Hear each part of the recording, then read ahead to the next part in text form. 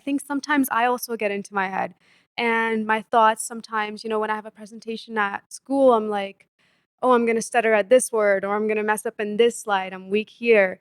And those thoughts slowly start to shape how I actually perform in those presentations. So, do you think a person's thought, how much does it affect their actions, their words that they speak, or even their destiny?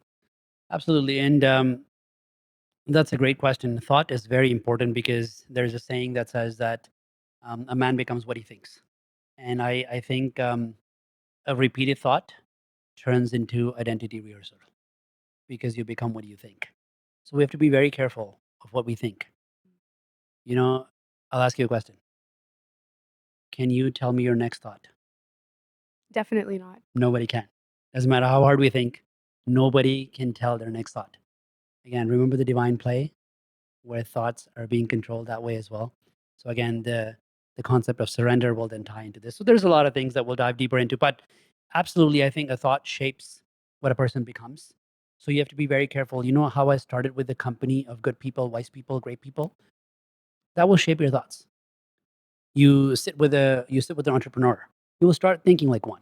You sit with a teacher, you'll start thinking like one. So whoever you keep yourself around, and that's why it said, show me your five friends and I will tell you who you are, because it is what is shaping you. You are in their company. And that's why thoughts matter, absolutely. But you know what the deeper thing about this is? Sure, we will be very careful of our thoughts and our actions when we're around people.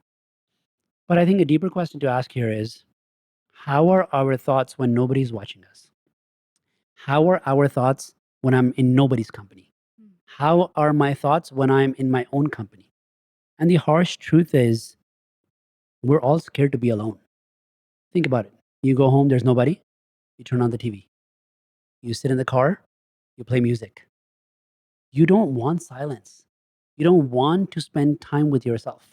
And again, reverting back to the same question, if you realize who you actually are, you will love spending time with yourself without music, without TV. I'm not saying music and TV is bad.